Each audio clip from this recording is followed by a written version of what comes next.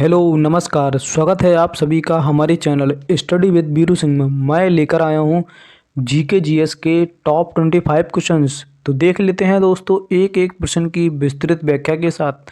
तो पहला क्वेश्चन आप सभी लोगों की स्क्रीन पर। पहला क्वेश्चन क्या कह रहा है दोस्तों, बड़े ही इत्मीनान से इसका सही जवाब देंगे दोस्तों। पहला क्वेश्चन देख लेते हैं कि वर्षा की बूंदें गोलाकार क्यों होती हैं, इसका कैसा कारण है ये। तो इसका जो विकल्प है, क्या श्यानता के कारण गोल होती हैं, या गुरुत्व के कारण, या पृष्ठ तनाव के कारण, या फिर प्रत्यास्थता के कारण।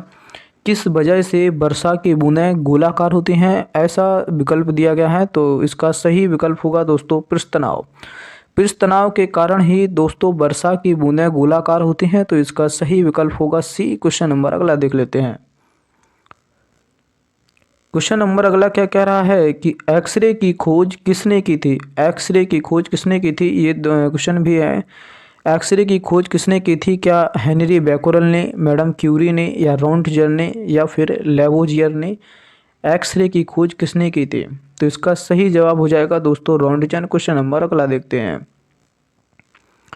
क्वेश्चन नंबर दोस्तों क्या कह रहा है, भारत में सूचना का अधिनियम, भारत में सूचना का अधिकार अधिनियम है, ये किस वर्ष पारित किया गया था। क्या वो समय 2001 था, या 2005 था, या 2002 था, या 2009 था। तो इसका सही जवाब होगा दोस्तों 2005 में सूचना का अधिकार जो अधिनियम आया था ये था 2005 में। फिलहाल क्वेश्चन नंबर अगला देखते हैं। क्वेश्चन नंबर अगला क्या कह रहा है कि किसी दो देशांतर के बीच का समय अंतर कितना होता है। क्या 10 मिनट होता है, 4 मिनट, 2 मिनट, 60 सेकंड।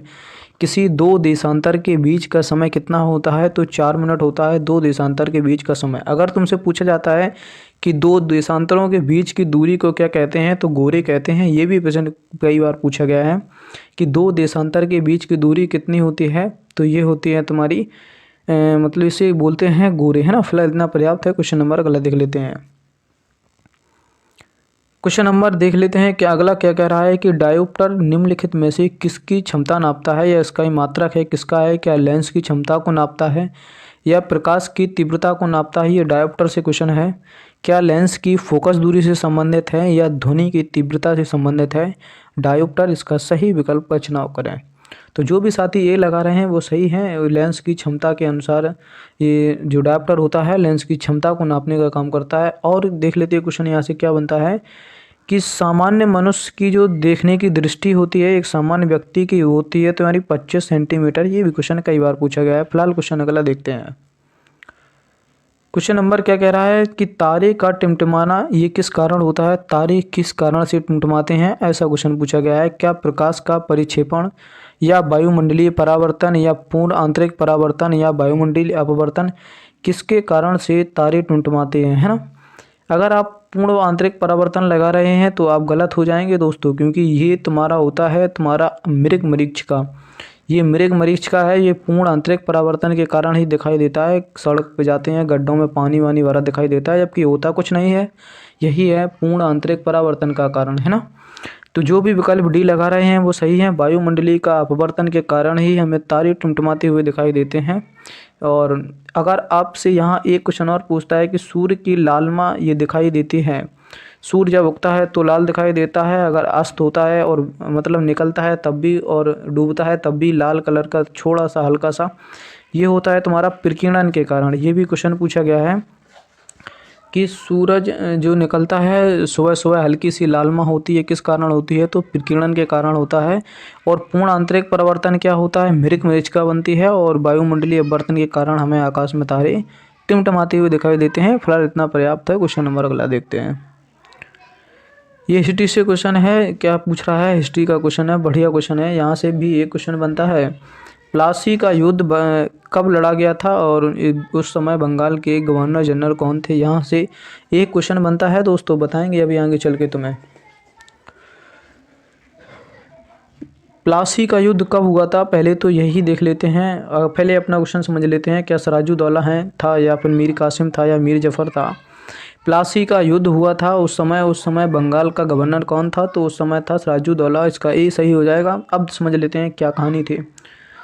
23 जून 1757 की जो डेट थी वो प्लासी का युद्ध था। अंग्रेज था उस समय रॉबर्ट क्लाइव। रॉबर्ट क्लाइव था, क्लाइव ने ही लड़ा था सिराजुद्दौला से युद्ध। लेकिन इसमें होता क्या है कि तुम्हारा मीर जाफ़र धोखा दे देता है। धोखा ऐसे दे देता है दोस्तों, अंग्रेज़ों से ये मिल जाता है और कहता है कि सिराजुद्दौला को अगर तुम हरा दोगे या फिर इसे युद्ध में के मैदान में तुम मार दोगे तो हम तुम्हारी सहायता करेंगे। मुझे चाहिए बंगाल का गवर्नर जनरल, मुझे गवर्नर बनना था बंगाल का। इस लोभ में अंग्रेज़ कह देते हैं कि चलो हम इसे हरा देंगे या ऐसा कर देंगे, तुम्हें सहयोग करना होगा। तो क्या होता है, यही हुआ था कि इसने मीर जाफ़र ने धोखा दे दिया था किसको, सिराजुद्दौला को। ये हार गया था और हारने के बाद अंग्रेज़ जीत गए थे। तो इस वजह से फिर बंगाल का गवर्नर किसे बनाया गया था, मीर जाफ़र को बनाया गया था। लेकिन यहाँ एक ऑप्शन और है, मीर कासिम। ये कौन है भाई? मीर कासिम बहुत ही अच्छा नेक इंसान था। ये सिराजुद्दौला के बनाए हुए नियम कानूनों पर चलता था मीर कासिम। ये क्या था, ये मीर जाफ़र की जो केवल ये नाम का बना था मीर जाफ़र, है ना। जो सत्ता थी वो अंग्रेज़ों के हाथों में थी, बहुत ही बदतर स्थिति हो चुकी थी। लेकिन ये चीज़ मीर कासिम देख रहा था, उसने फिर आगे चल के जो भी किया होगा, लेकिन ये अच्छा था, ये सिराजुद्दौला के नक्शे कदम पर चल रहा था। फिलहाल इतना पर्याप्त है। इसका सही विकल्प होगा दोस्तों सिराजुद्दौला, और इसकी डेट भी पूछी जाती है तो 23 जुलाई 1757 का युद्ध था दोस्तों। रॉबर्ट क्लाइव ने लड़ा था और बंगाल का गवर्नर जनरल सिराजुद्दौला था। इतना पर्याप्त है। क्वेश्चन नंबर अगला देखते हैं। क्वेश्चन नंबर क्या कह रहा है कि आर्द्रता का मापन किससे किया जाता है? आर्द्रता का मापन किससे किया जाता है दोस्तों? क्या हाइड्रोमीटर है, बैरोमीटर है, हाइग्रोमीटर है, लैक्टोमीटर है? आर्द्रता किससे मापी जाती है? तो इसका सही विकल्प होगा दोस्तों हाइग्रोमीटर। और अगर आप हाइड्रो के सोच रहे हैं तो इससे होता है आपका आपेक्षिक घनत्व। अगर आप घनत्व की बात करेंगे दोस्तों तो हाइड्रोमीटर हो जाएगा। अगर आप आर्द्रता की बात करेंगे तो तुम्हारा हाइग्रो हो जाएगा। और बैरोमीटर क्या होता है, वायुमंडलीय दाब को हम नापते हैं। और जहाँ भी आपको लैक्टो मिलता है, इससे उत्तर हो जाता है दोस्तों दूध, है ना। कहीं भी आपको लैक्टो मिलता है वो विकल्प हो जाएगा दोस्तों दूध से। फिलहाल इतना पर्याप्त है और इसका सही विकल्प होगा दोस्तों बी। क्वेश्चन नंबर अगला देखते हैं। क्वेश्चन नंबर क्या कह रहा है कि कांसा निम्नलिखित में से मिश्र धातु है? कांसा किसकी मिश्र धातु है? ये अच्छा प्रश्न है दोस्तों और कन्फ्यूजन होती है हर किसी को। कांसा और पीतल ये दोनों चीज़ें आती हैं दोस्तों। कांसा किन मिश्र धातुओं का है? तांबा और जस्ता, तांबा और टिन, टिन और जस्ता, लोहा और जस्ता। इसका सही विकल्प लगाएं दोस्तों। कांसा किससे मिलके बनता है? तो जो भी विकल्प सी लगा रहे हैं वो सही है। तांबा और टिन से मिलकर कांसा बनता है। इतना पर्याप्त है। अगला क्वेश्चन देख लेते हैं। क्वेश्चन नंबर कह रहा है कि पेनिसिलिन की खोज किसने की थी? क्या अलेक्जेंडर फ्लेमिंग ने, एडवर्ड जेनर ने, लुईस पास्चर ने? इनमें से कोई नहीं है। पेनिसिलिन की खोज किसने की थी ये क्वेश्चन पूछा जा रहा है। क्या तुम्हारे फ्लेमिंग हो जाएंगे या एडवर्ड जेनर हो जाएंगे, लुई पास्चर हो जाएंगे? दोस्तों लुई पास्चर ने खोज की थी तुम्हारे रेबीज के टीके की। जो तुम्हारा रेबीज का टीका लगता है इसकी खोज की थी लुई पास्चर ने। और एडवर्ड जेनर ने किसकी खोज की थी दोस्तों? इसने चेचक के टीके की खोज की थी। चेचक का जो टीका होता है। अब दो विकल्प मैंने काट दिए हैं। एडवर्ड जेनर ने चेचक की खोज की थी और लुई पास्चर ने रेबीज की खोज की थी। ये दो नहीं होंगे तो आपका ना विकल्प चला जाएगा दोस्तों ए। फिलहाल इतना पर्याप्त है। क्वेश्चन नंबर अगला देखते हैं। क्वेश्चन नंबर 10 देख लेंगे, 11 देख लेंगे दोस्तों। क्या होता है दोस्तों कि निम्नलिखित में से किस कोशिका अंग को कोशिका की आत्महत्या थैली कहा जाता है? क्या गाल्जी कॉय, राइसोसोम, माइटोकॉन्ड्रिया, लाइसोसोम? आत्महत्या की थैली किसे कहते हैं दोस्तों? ये आप कर ले जाएंगे, बेहद ही सिंपल प्रश्न है दोस्तों बायोलॉजी का। तो इसका सही विकल्प होगा लाइसोसोम को आत्महत्या की थैली कहा जाता है। और पावर हाउस किसे कहा जाता है? तो माइटोकॉन्ड्रिया को कोशिका का पावर हाउस कहा जाता है। फिलहाल इतना पर्याप्त है। और क्वेश्चन नंबर 11 का सही विकल्प होगा दोस्तों लाइसोसोम। इसका सही उत्तर होगा लाइसोसोम। अगला क्वेश्चन देखते हैं। क्वेश्चन नंबर 12 देख लेंगे। क्या कह रहा है कि निम्नलिखित में से कोशिका का ऊर्जा केंद्र क्या है? कोशिका का मैंने बताया था। लाइसोसोम को क्या कहा जाता है? आत्महत्या थैली कहा जाता है। पावर हाउस, कोशिका का पावर हाउस माइटोकॉन्ड्रिया कहलाता है। इतना कुछ। अगला क्वेश्चन देखते हैं दोस्तों। क्वेश्चन नंबर 13 देख लेंगे। क्या कह रहा है कि गुर्दे मतलब किडनी के मापने की इकाई क्या है दोस्तों? ये क्वेश्चन बेहद ही कई बार पूछा गया है। क्या न्यूरॉन है, नेफ्रॉन है, एक्सॉन है, धमनी है? तो इसका सही विकल्प होगा नेफ्रॉन। किडनी को मापने की जो कार्यात्मक इकाई है वो नेफ्रॉन है। और अगर तंत्रिका तंत्र की बात करता है तो न्यूरॉन हो जाएगी। यहाँ दो कन्फ्यूजन होता है। अगर तुमसे पूछा जाता है तंत्र की नापने की इकाई कौन है, तो न्यूरॉन है। और गुर्दे मतलब किडनी की नापने की इकाई कौन है, तो नेफ्रॉन है। इसका सही विकल्प होगा दोस्तों सी। इसका सही उत्तर होगा नेफ्रॉन। क्वेश्चन नंबर अगला देखते हैं।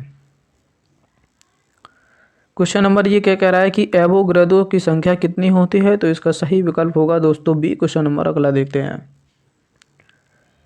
क्वेश्चन नंबर 15 देख लेंगे दोस्तों। क्या कह रहा है कि निम्नलिखित में से लाल ग्रह किसे कहा जाता है? क्या शुक्र को, मंगल को, बुध को, बृहस्पति को?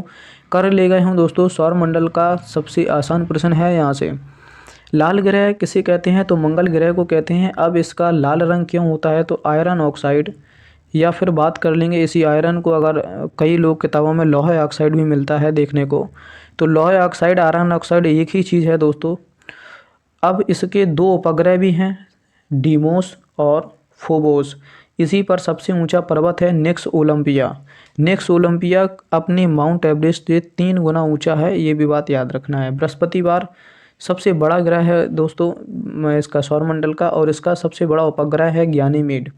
शुक्र की बात कर लेते हैं। पृथ्वी की बहन, पृथ्वी का तारा, भोर का तारा, इवनिंग स्टार, मॉर्निंग स्टार, सूर्य सुंदरता का देवी, ऐसी संज्ञाएं दी गई हैं दोस्तों। और इस शुक्र से क्वेश्चन बनता है कि सौरमंडल का सबसे गर्म ग्रह है ना, गर्म ग्रह किसे कहा जाता है, तो शुक्र को कहा जाता है। बुध सबसे पास ग्रह है, और ये तापांतर में सर्वाधिक अधिक है। अगर तापांतर की बात करेगा तो बुध हो जाएगा, और ताप की बात करेगा तो तुम्हारा शुक्र हो जाएगा।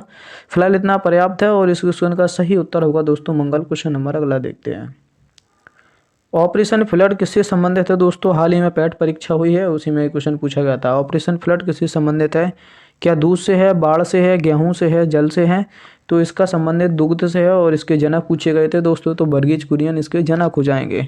अगर गेहूं से पूछा जाता है तो खाद्यान्न क्रांति पूछी जाती है, स्वामी MS स्वामीनाथन इसके सही विकल्प होंगे। इसका सही उत्तर होगा स्वामीनाथन, है ना। अगर गेहूं खाद्यान्न से पूछा जाता है तो तुम्हारा स्वामीनाथन हो जाएंगे। विश्व में पूछा जाता है नॉर्मन बोरलॉग हो जाएंगे। और अगर दुग्ध की बात करता है तो ऑपरेशन फ्लड हो जाएगा, और उसके जनक पूछे जाएँ तो तुम्हारे वर्गीज कुरियन हो जाएंगे। फिलहाल इतना पर्याप्त है, और इसका सही उत्तर होगा दोस्तों दूध उत्पादन। क्वेश्चन नंबर अगला देखते हैं। क्वेश्चन नंबर क्या कह रहा है कि भारत की सबसे पुरानी पर्वतमाला जो है वो कौन सी है? क्या सतपुड़ा है, अरावली है, नीलगिरी है, हिमाचल प्रदेश है, हिमालय है? क्या है कि भारत की सबसे पुरानी पर्वत श्रृंखला कौन है? तो इसका सही उत्तर होगा दोस्तों अरावली। फिलहाल इतना पर्याप्त है। क्वेश्चन नंबर अगला देखते हैं। क्वेश्चन नंबर 18 दोस्तों क्या कह रहा है कि भारत में राष्ट्रीय आय का आकलन सबसे पहले किसने किया था? PV जो महानवोलिस थे, या गोपाल कृष्ण थे, या दादा भाई नौरोजी थे, या सरदार वल्लभ भाई पटेल थे? क्वेश्चन नंबर 18 का सही विकल्प लगाएंगे दोस्तों, तो इसका सही विकल्प होगा दोस्तों दादा भाई नौरोजी थे। इन्होंने ही राष्ट्रीय आय की वो मांग की थी। अब देख लेंगे क्या कह रहे थे। दादा भाई नौरोजी को वयोवृद्ध नेता के रूप में भी जाना जाता है, ये भी क्वेश्चन ट्रेंडिंग में रहता है दोस्तों स्टैटिक से। वयोवृद्ध नेता किसे माना जाता है? दादा भाई नौरोजी को माना जाता है। इसकी ये इन्होंने एक पुस्तक लिखी थी, अनब्रिटिश रूल ऑफ इंडिया, है ना, poverty un-British rule of India, है ना, इन्होंने ये पुस्तक लिखी थी। और यहाँ से एक क्वेश्चन और पूछा जाता है कि धन निष्कासन का सिद्धांत, है ना, धन निष्कासन का सिद्धांत किसने दिया था? दादा भाई नौरोजी ने दिया था। और फिलहाल इतना पर्याप्त है। क्वेश्चन नंबर अगला देखते हैं। इसका सही विकल्प होगा दोस्तों दादा भाई नौरोजी। अगला क्वेश्चन देखते हैं। क्वेश्चन नंबर 19 देख लेंगे। नूरजहां किस मुगल शासक की पत्नी थी? क्या अकबर की थी, या बाबर की थी, या शाहजहां की, या जहांगीर की? किसकी पत्नी का नाम दोस्तों नूरजहां था? आप सभी लोग कर ले जाएंगे। जहांगीर की पत्नी का नूरजहां नाम था। और नूरजहां का वास्तविक नाम अगर पूछा जाता है तो मेहरून निसा हो जाएगा। मेहरून निसा इसका नाम था, है ना, अगर वास्तविक नाम पूछा जाता है। और एक क्वेश्चन और आता है मेहरून निसा से पूछा जाता है कि नूरजहां की जो अम्मी जान थी उनका नाम था असमत बानो बेगम। असमत बानो बेगम, है ना, असमत बानो बेगम ने ही इत्र निकालने की विधि खोजी थी। ये भी क्वेश्चन ट्रेनिंग में पूछा जाता है स्टैटिक से कि इत्र निकालने की विधि किसने खोजी थी? तो असमत बानो बेगम ने खोजी थी। ये नूरजहां की अम्मी जानती है ना। और क्वेश्चन पूछा जाता है कि इत्र नगरी किससे संबंधित है? अगर पूछा जाता है इत्र नगरी किसे कहा जाता है तो कन्नौज को इत्र नगरी कहा जाता है। और कन्नौज तुम्हारा बसा हुआ है गंगा के दोआब पर, है ना, गंगा के दोआ पर बसा हुआ है और ये हर्षवर्धन की राजधानी हुआ करती थी। बेहद ही मशहूर राजा थे हर्षवर्धन। फिलहाल इतना पर्याप्त है और क्वेश्चन नंबर अगला देख लेते हैं और इसका सही उत्तर होगा दोस्तों जहांगीर। क्वेश्चन नंबर अगला देखते हैं। क्वेश्चन नंबर 20 क्या कह रहा है कि 14 प्रमुख बैंकों का राष्ट्रीयकरण किस वर्ष हुआ है दोस्तों? क्या 1967 में, 89 में, 58 में या फिर 71 में? कब हुआ है 14 बैंकों का राष्ट्रीयकरण दोस्तों? ये भी कई बार पूछा गया है क्वेश्चन नंबर 20 देख लेते हैं। तो सबसे पहले 14 बैंकों का राष्ट्रीयकरण हुआ है दोस्तों 19 जुलाई 1969 में, है ना। 1969 में ये हुआ था। तो इसका सही उत्तर होगा दोस्तों सी, है ना। अब तुमसे 14 बैंकों का तो याद पूछ लिया कि 19 जुलाई 1969 में हुआ। अगर तुमसे पूछता है कि 6 बैंकों का राष्ट्रीयकरण कब हुआ, तो हुआ था तुम्हारा 15 अप्रैल 1980 को।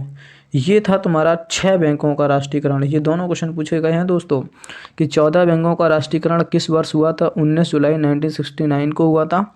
और 6 बैंकों का, इसके बाद 6 बैंकों का फिर से मतलब राष्ट्रीयकरण किया गया।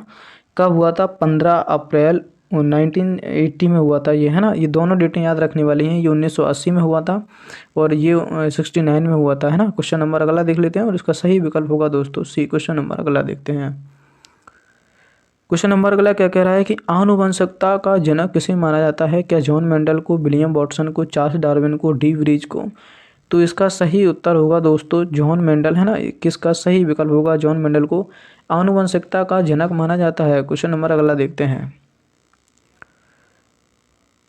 क्वेश्चन नंबर 22 देख लेंगे दोस्तों। निम्नलिखित में से आरबीसी का कब्रिस्तान किसे कहा जाता है? क्या यकृत को, मस्तिष्क को, हृदय को या प्लीहा को? तो इसका सही उत्तर होगा दोस्तों प्लीहा। आरबीसी का कब्रिस्तान माना जाता है तो प्लीहा माना जाता है। और